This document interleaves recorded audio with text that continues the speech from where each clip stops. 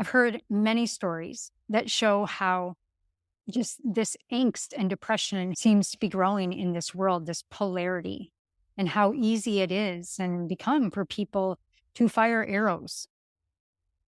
It is a dividing line that is happening right now between 3D, 5D, this growing force of light and dark.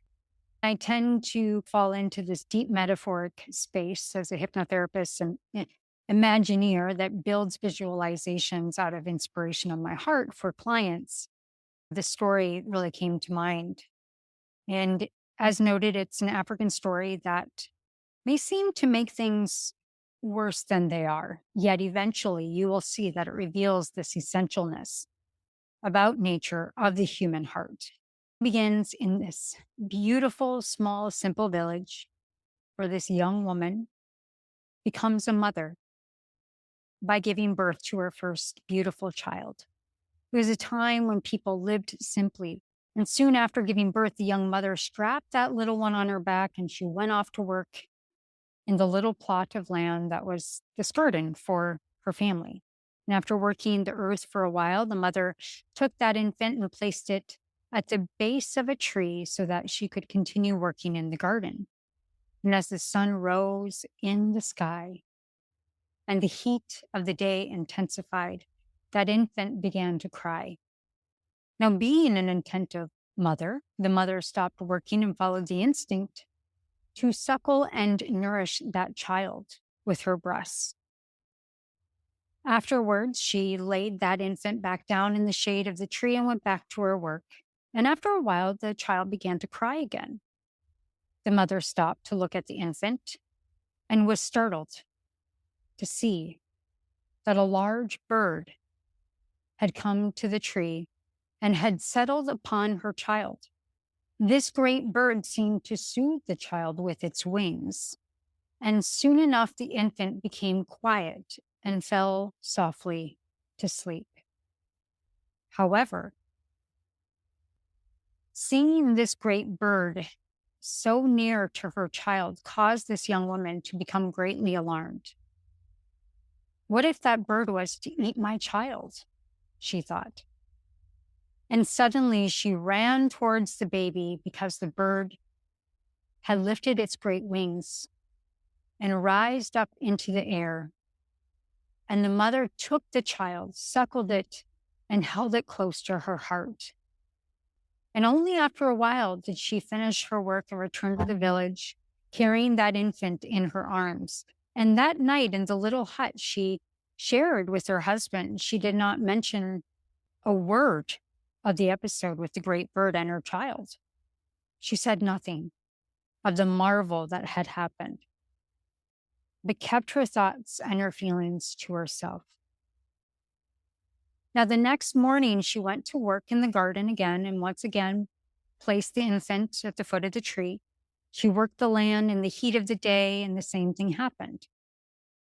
This is to say, when her child began to cry, that great bird descended to soothe it. And this time, she could see more clearly that it was an eagle, and it had an instant soothing effect on this little child who quickly fell into a deep and peaceful sleep. At that point, that young woman had to accept that eagle had no intention of harming her child, just the opposite. She began to understand that the great bird settled the child and brought great peace and solace. And at the same time, that young mother still felt the need to protect and nourish that infant. So once again, she went to hold her child. And in this time, the bird rose gently, lifting itself to a limb just above the mother and child. That evening, when she returned to the village and sat in the hut with her husband, she told them this astounding thing that had happened to her child. She described to him how these 2 days in a row, this great eagle came about in the garden where she worked. She told the details, how the bird arrived, how the infant began to cry, and how this bird settled it. How each time this baby stopped crying and fell into a sleep. Not surprisingly, the husband and the father of this great child refused to believe the story that his wife told. He insisted that This was no such thing. It couldn't happen. She's making it up. And no matter what the wife said, the husband concluded that it was simply not true. So that night was spent the way you spend a night in a hut in which a woman believes one thing and a man sees it another way. With the dawning of a new day, the mother and the child went back to the garden, and once again, the baby started to cry. The eagle appeared, descended upon the child, and at this time, the mother of the child thought she would call her foolish husband and show him just what was true and what was not. So she ran back to the village. She drew near the village, began calling out her husband to quickly see this astounding thing. And at the moment it happened, that young father was sitting with other hunters sharpening their arrows.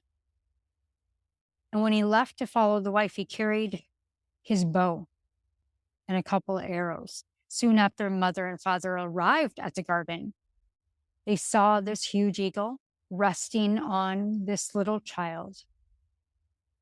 He was both astounded but horrified. Quickly, he placed these two arrows in the bow, took aim at the eagle, and without thought, let the arrows fly. Seeing these arrows coming through the air, the eagle simply raised its great wings and lifted itself into the sky. As the bird rose into the air, the arrows pierced the infant, and the infant fell from sleep into death. Now the eagle settled onto the branch of the tree and suddenly began to speak, saying to both shocked parents, "Now killing has begun, and from now on, people will kill each other. Now kindness amongst people will be reduced, and understanding of children will be diminished." Needless to say, this is a shocking story, especially if taken literally. But the ancient storytellers often use this dramatic effect and the trauma to provoke a greater sense of imagination. People living close to nature on a daily basis would intuitively understand the connection between a child and an eagle could not be literal and therefore must be symbolic and metaphorical. But there's something more like this awakening in the heart. So when we look at the mythical and the metaphorical sense of imagination, which reveals that every event, inner and outer, can be open to a greater sense of understanding. And when you look back at even the Greek, meta means beside or beyond, and phora means to carry or that which carries.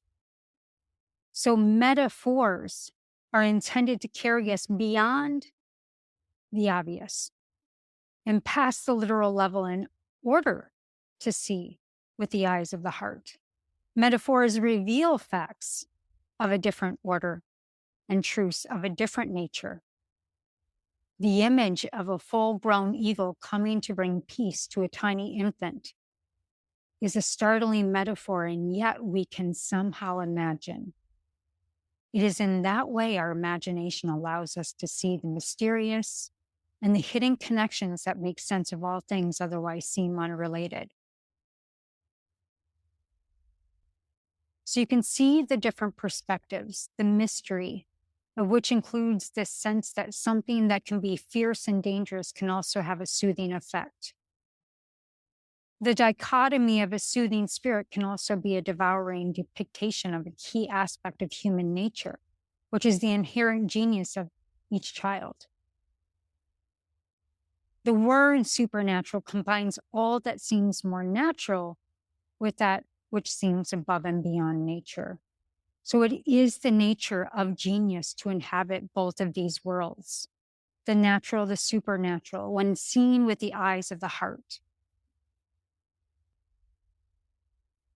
Now, many ancient traditions hold similar stories of this child. And the old story of the eagle and the child points to what we become and became of a common tragedy of parents becoming indifferent, confused, rejecting the spiritual nature that enters into the world through their child.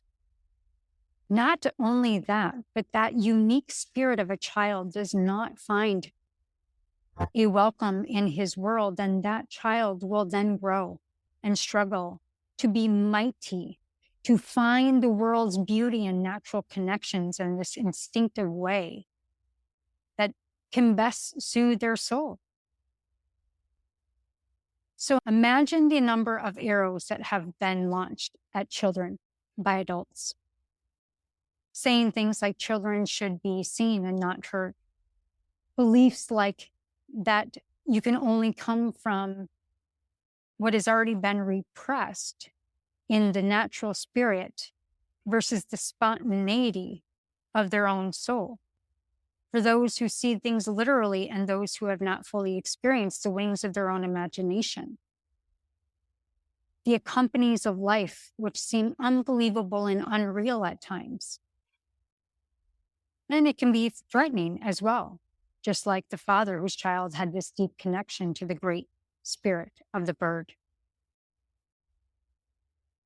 The inability of the parents to see the giftedness of their own child. Now, these ancient stories often have irrational components, but in this tale of the eagle and the child, one of the irrational elements appears when the father shoots the arrows. Again, if it looked literal, but if we looked at it symbolically, there's two views, and it suggests that each parent has contributed an arrow to the wounding of their child. It's very clear that the father acts out of shock rather out of instinct to protect the child, but they blend together. So you can catch these family dynamics. Many of these stories and teachings are really a teaching to our spiritual imagination in lives as adults. There's a recognition that there's something happening with children and the connection beyond him or herself, beyond family, beyond the natural. It's the supernatural. So, what is the way for you to remove the wounds of these doubts in your heart and understand that is the ingenious of our parents of protection, but also there's still the magic that is still there for you?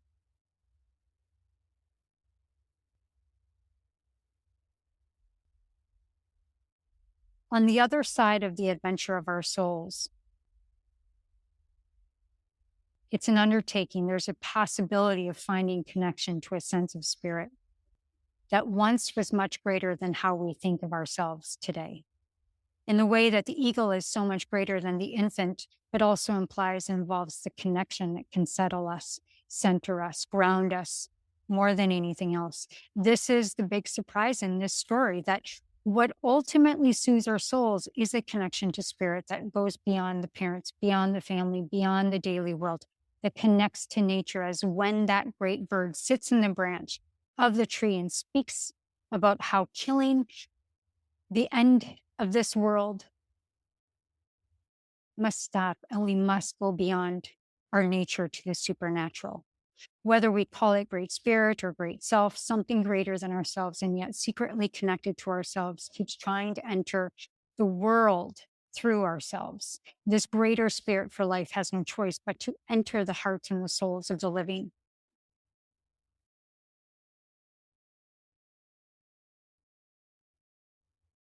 So on one level, we can say we're so tiny, but when compared to the size of the cosmos, and when measured against the troubles of that world, on the other hand, there is something that we are connected to that is greater. It is like the wings of the great bird that has a precision of seeing like a great eagle, that has a way of lifting up as well as settling down.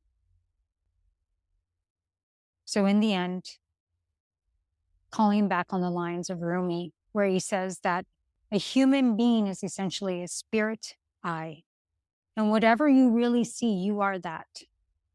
So, in that sense, we are here to open the eyes of the heart. And in doing so, we become that which we were from the beginning.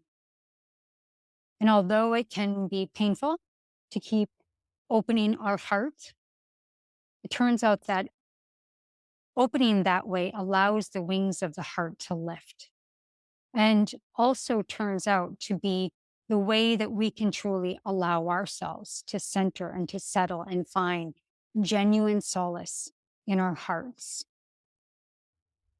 So, what is an example of how that has been in your life? For me, my spirit guides have brought me this vision of getting a puppy. And I'm like, I don't want the responsibility, don't want to pay for it. Got a lot on my list. But in the essence of bigger than myself, that dog is connected to also something bigger that brings in joy, fun, spontaneity, those things that my heart needs to mold and to soften around. What is that for you? Continue to find the support, but remember this great story. All my love, my friends. Thank you for listening. I hope to bring many more metaphors, readings through tarot and divination, oracle. And if there's anything I can do for you, please don't feel um, at all that you don't belong in the Growth Guild community. These are the things where we will explore. You can further support this podcast by simply becoming a member of the Growth Guild community. It is free. In 2024, we will have events. There are existing courses and audios and podcasts you can find as well to support you. All right, all my love, all my light, and I hope you enjoyed the story of the great evil and the child.